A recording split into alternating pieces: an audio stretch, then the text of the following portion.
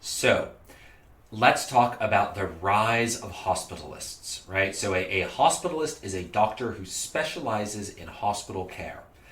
They are often directly employed by the hospital.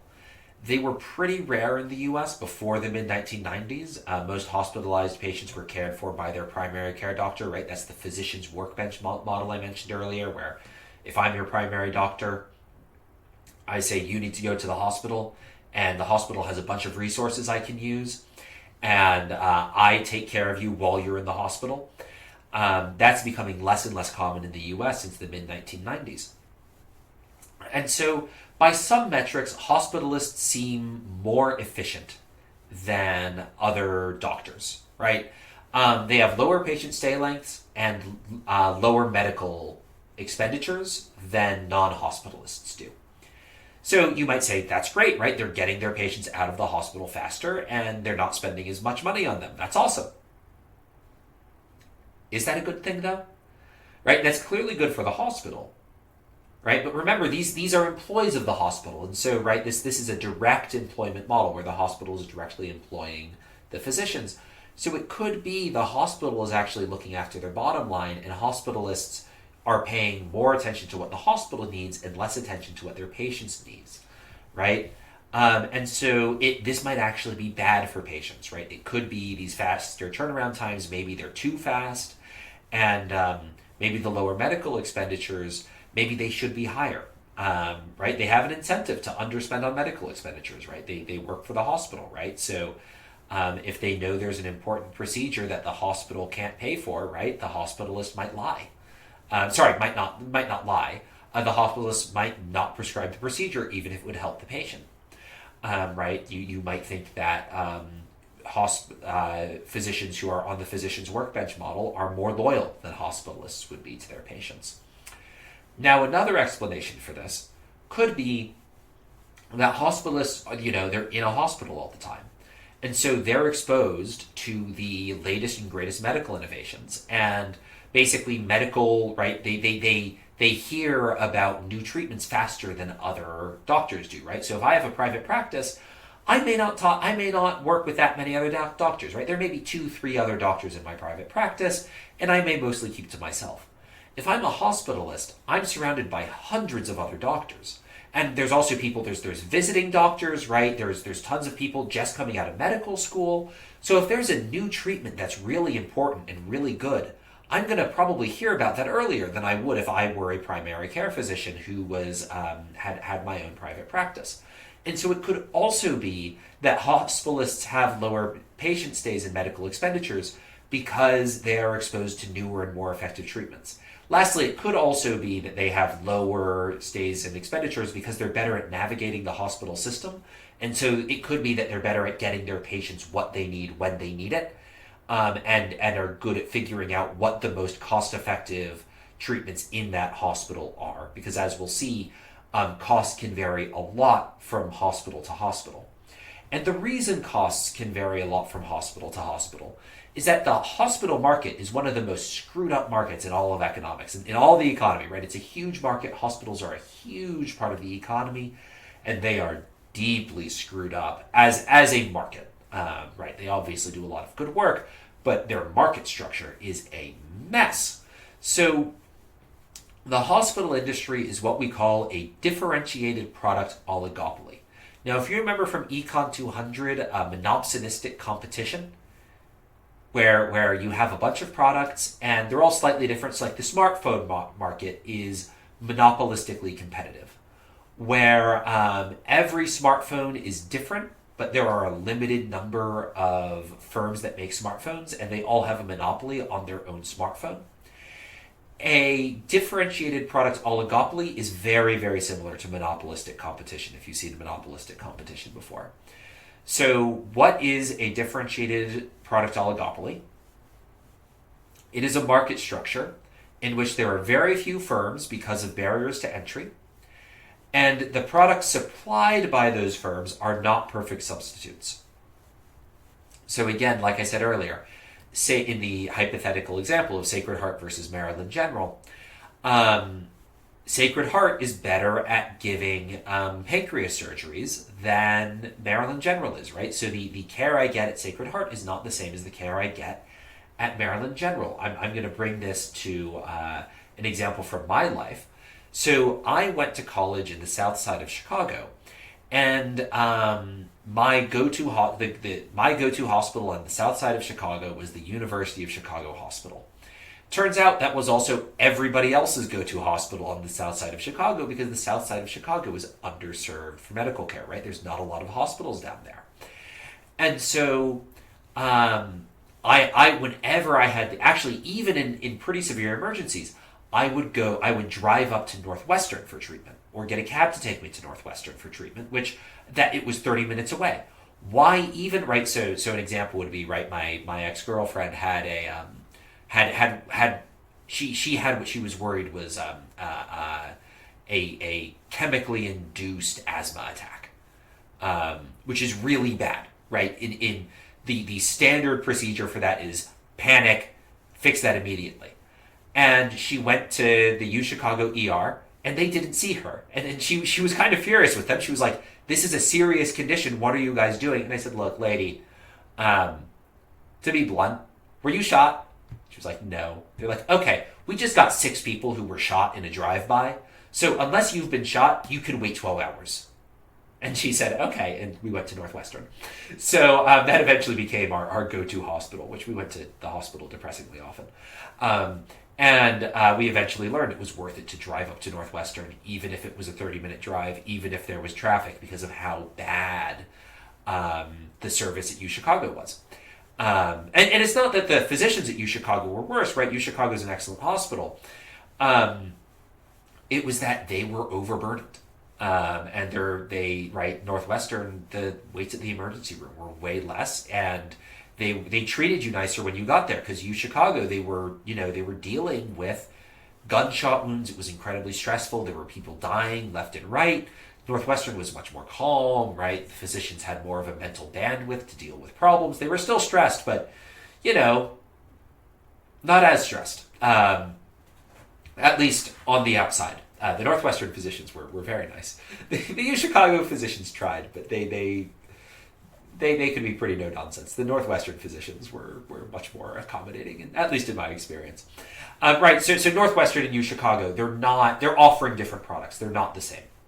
And they might have different specialists, where my hand surgeon was at UChicago, but my neurologist was at Northwestern. So, right, they had different specialties, right? Northwestern had an excellent neurology department, and importantly, I could get in to see them. So I went to Northwestern. So what sort of barriers to entry are going to stop new hospitals from entering a market or in the differentiated product oligopoly market that hospitals exist in? Well, in many states, you need a certificate of need to start a hospital, which basically means other hospitals need to sign off on new competition entering the market. Where, let's say, I'm in Chicago, there's Northwestern, there's UChicago, and I want to start, I am great with coming up with hospital names. Chicago General. I want to start Chicago General Hospital on the south side because I know it's an underserved community. UChicago and Northwestern need to sign off on that and say, yes, we need another hospital on the south side. This is a hospital. He should be able to start this hospital, which is weird, right? There aren't many markets where the government says, oh, you can enter the market, but only if your competition agrees, right? That's weird, right? So other hospitals need to consent to a new hospital being built in many cases. That's weird, right? That's going to cause some really, right? We talk about collusion all the time and anti-competitive behavior. This is government-endorsed anti-competitive behavior. And actually, we'll explain later why this might be a good idea. You might actually not want so much competition between the hospitals, and I'll explain why later on. But in addition to needing certificates of need and needing to get through state regulations, you need a building, right? You need technology, you need a staff, you need an administration.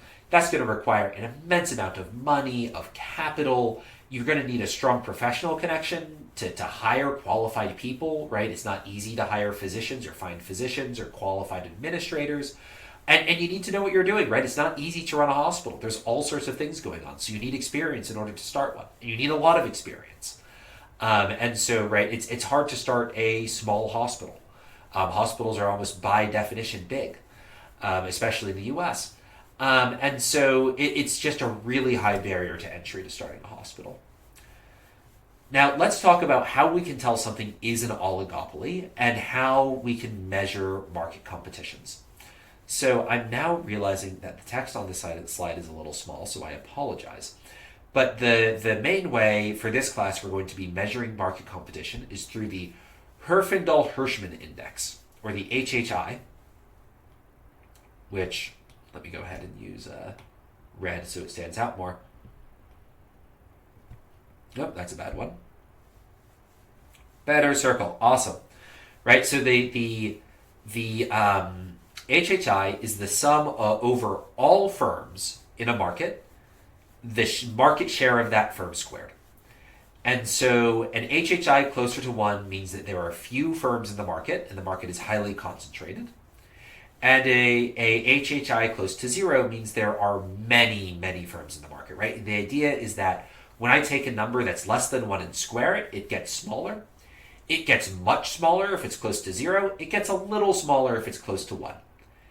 And that's the logic behind the Herfindahl-Hirschman Index. So I take again. I take the sum. If I took the sum of the share of the firms without squaring them, the market. If I took the sum of the market share of all firms, right? Take the market share of all firms and add them together. By definition, that's 1, right? Because maybe Sacred Heart has a fourth of the industry, and then Maryland General has an eighth of the industry, and then so on and so on. And so if I add those together, I get 1. But if I square them, I'm going to get a number less than 1, unless there's one firm in the market and it controls the entire market, right? So if there's one hospital in town, then you have a Herfindahl-Hirschman Index of 1 means there's a monopoly. So according to the U.S. Department of Justice and the FTC, which oversees mergers, markets are considered concentrated if their Herfindahl-Hirschman Index is over 18, and highly concentrated if it's over 25. So you might ask, how concentrated are hospitals? Well, the HHI for hospitals in the average U.S. metropolitan area is 0.33. At least it was in 2006. That's really high, right? And the trend has been on, forming associations of hospitals, hospital mergers since then. So my guess is it's higher today, but I don't know that for certain. So hospitals are a highly concentrated industry that is not, right, that's evidence they're not very competitive. Furthermore, it's difficult to the extent competitions exist, it's difficult for hospitals to compete with each other on price.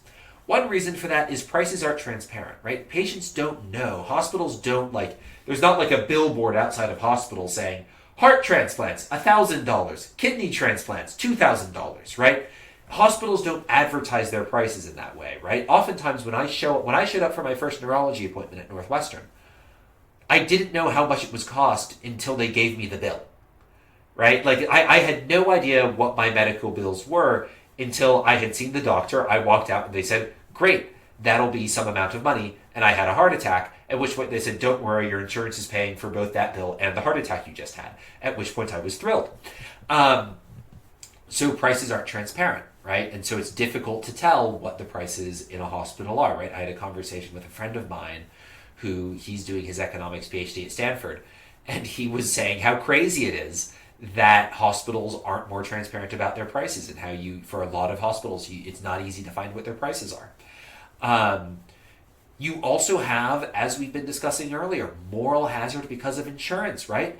So even if prices were transparent, right, if the insurance is paying the price, patients don't care about the price, right? So if the insurance is paying all the prices, patients don't care, right? And so the patient's going to choose the hospital based on something other than price competition, because the patient's price insensitive, because the insurance company is paying for all their medical expenses, or at least a significant portion of them.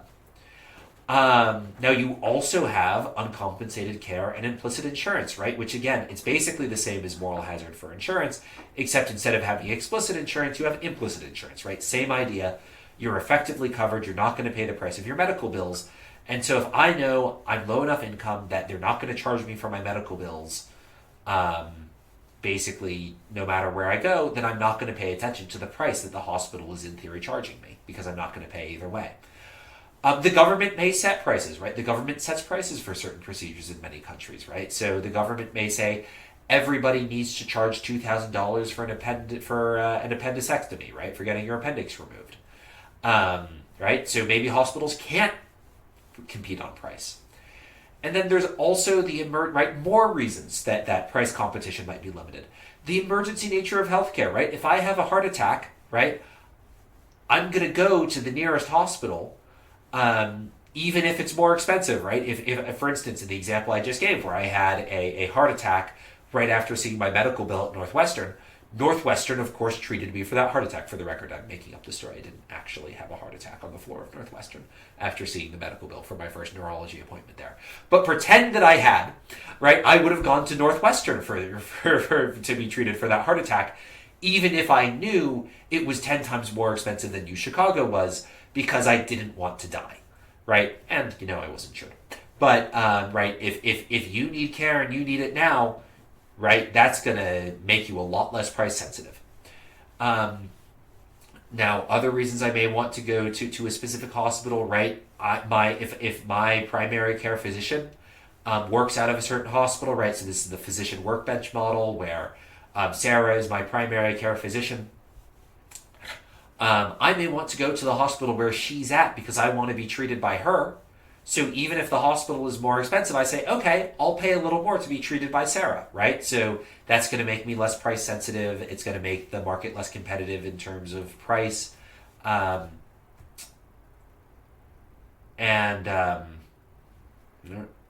disturb. Turn that on. And then physician referrals are another reason why price competition may be limited, right? Where if I am being referred by a physician to a hospital, I may go to the place my physician refers me, right? If my physician says, I know a great neurologist at Northwestern, go to Northwestern for your neurology appointment, I may go to Northwestern even if, let's say, UChicago could give me the procedure cheaper. So it could be that hospitals actually compete for referrals rather than, on price. So there's lots of reason, right, price competition would be limited in the hospital industry, right? To give you an idea of how much prices can vary across hospitals and how little price competition there is, right? These are prices for 7 hospitals for the same procedures at different for different places in California, right? So we can see for a chest X-ray, right? That's this row here. The cost ranges from $120 to $1,500. That's insane, right? There's no way that a chest X-ray costs over 10 times more for the hospital in Modesto than it does for the hospital in San Diego. That's nuts, right? This is evidence that they're probably not competing on price, right? And so, right, you can see, right, this is true for all sorts of procedures, right? These are all over the place. These prices, they go everywhere. So,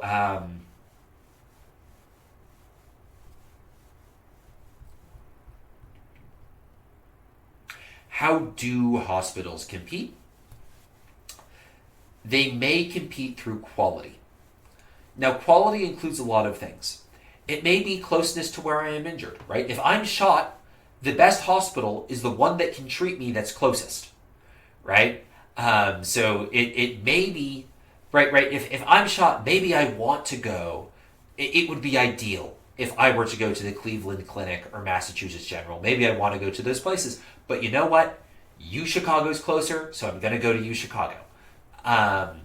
So the closeness to where I'm injured matters a lot. The speed at which I'm seen may matter, right? Remember my Northwestern UChicago example where I would drive up to Northwestern instead of UChicago because I knew that even though UChicago was closer, and the care, Northwestern I'd get slightly better care at, but the care would mostly be the same if I ever got seen at Chicago. I would get seen much more quickly at Northwestern than I would at Chicago. The comfort of the hospital, again, Northwestern was much more comfortable than Chicago, right? I remember some doctors in Northwestern saw me sleeping on the floor after, my girlfriend had a real health scare, and I stayed the night with her in the hospital, and she was sleeping on the hospital bed and I was sleeping on the floor. And some of the nurses, they felt bad for me, and so they wheeled in a reclining chair that I could sleep on. Side note, the reclining chair was actually less comfortable than the floor, but I digress. It was very sweet of them. Right, like, I don't think that would have happened at Chicago, right? Right, Northwestern, we always got treated better when we went to Northwestern than we did at Chicago. I remember at one point I showed up in Chicago, and I was sick with what was probably COVID before we really knew what was going on with COVID, right? I was at Chicago, right? That's a major university with lots of people going in and out all the time. I had really terrible flu-like symptoms or COVID symptoms, but I didn't have the flu, and this was before we had COVID tests. And I was so sick that Student Health Services wheeled me in to the emergency room at Chicago in a wheelchair. And Chicago proceeded to kick me out of the wheelchair. They were like, "Oh, he has the flu or something like the flu. That's cute. Get him out of the wheelchair. Other people need that. We have gunshot, again, we have people being shot who are, they need the wheelchairs. He doesn't need the wheelchair. This guy just got his leg crushed in an industrial accident. Liam doesn't need that chair. Get him out of the chair. Get the pretty boy out of the chair and put him in the, he can sit with everybody else in the regular chairs. And then, by the way, also, we're not going to see him. And he's going to go home because he's getting less. I ended up going home because my condition got so much worse in the time I was in the hospital. I was like, I would be better served lying down at home than being in the Chicago ER, because they are not going to see me, right? I remember talking to them, and I was like, so what are the odds you're going to be able to see me anytime soon? And they said, well, we just got another 6 gunshot wounds. I was like, oh, okay, so never. Got it. Okay, you're never going to see me. I'll go home. Wonderful. Chicago has one of the few trauma wards on the South Side. It might be the only trauma ward on the South Side, actually. So it may sound like I'm exaggerating the number of gunshot victims we have there. Like, no, there's a lot of gunshot victims. There are blocks in Chicago that are more violent than active than the front lines of Ukraine, right? Most of Chicago a lot of Chicago is pretty safe. There are parts of Chicago that are more violent than active war zones, right? You may have heard the term Chirac before, right? Like, Chicago's like Iraq. That's no longer true. Not because Chicago has gotten safer, but because Iraq has, and that's no longer accurate. The murder rate in Chicago is now much higher than the murder rate of Iraq. So please don't insult Iraq by using the term Chirac to describe Chicago. It's insulting to Iraqis. Right. And it could also be traditional. Hospitals could compete on traditional quality of care. So this is things like, I'll give you another example of Chicago not having the highest quality medical care, which is sometimes the nurses at Chicago, because I am very pale, they could see my veins through my arm without putting any rubber bands on me, and so they would just stick it. I had multiple occasions at Chicago. This happened to me twice at Chicago with different nurses. They just stuck a needle in to extract blood, and they didn't do any of the things where they bind up your arm to get more blood flow, and the vein collapsed. And one of them removed it immediately, but I remember the other one started moving the needle around inside my vein to try to get blood flow again. I was like, oh my God, that really hurts. And so this happened to me twice at Chicago. It never happened to me at Northwestern, right? So that's just classic quality of care, where they were just more careful at Northwestern. They had better procedures, right? The nurses seemed to, at least in my experience, I had better experiences with nurses at Northwestern than I did at Chicago. So that's sort of traditional quality of care. Now, one downside of quality of care, competing on quality. So if hospitals are competing on quality of care, one downside of that could be the medical arms race. And this is, like many things in healthcare economics, very closely related to moral hazard. So if hospitals compete on quality, one way they might do that is by getting the best medical technologies available, right? Go to Northwestern, they have the fanciest MRI machines, right? This appeals to physicians and patients, right? So if I want physicians to refer their patients to me, I say, hey, I'm at Northwestern, send your patients here. We have better MRI machines than UChicago does. This is also good for patients, right? Patients are like, I want to go to the hospital with the best MRI machines. I'll go to Northwestern. This is not good for insurers, though, who are footing the bill, right? This is moral hazard, right? Where it might be the MRI machines at UChicago are more cost effective than the MRI machines at Northwestern are, right? It's only very rarely do you need the better MRI machines that Northwestern offers. For most things, the MRI machine at UChicago works fine, but people go to Northwestern anyway on the off chance they need that fancier machine, and they wouldn't be willing to pay for the fancier machine themselves if they were paying the bill, but they're not because their insurance company is paying the bill. And so, right, because of moral hazard, people are going to go to the hospital with better medical technology, even if it's not optimal, right? And that may cause overconsumption of medical technology. Now, again, though, healthcare, this is one of the reasons healthcare economics is so interesting and such a rich thing to think about. Is that a bad thing? Right? So there's lots of reason to think that people are going to underinvest in innovation generally. Where if I'm a scientist and I'm working on something, and I come up with a new invention, that benefits me, right? I gain the benefits from that invention. But what I discover along the way also benefits every other scientist who's reading my work and looking at my output, right?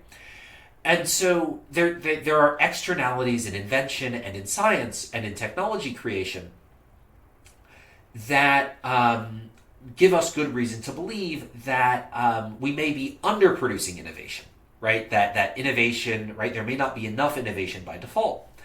And so maybe overconsumption of medical technology drives more medical innovation, and that's actually a good thing, right? So even if there's this moral hazard and that's causing us to overconsume technology, medical technology, there are upsides to that, where patients may be slightly healthier, but it may also correct for other externalities in the system, where it may spur innovation to a higher, more economically optimal rate.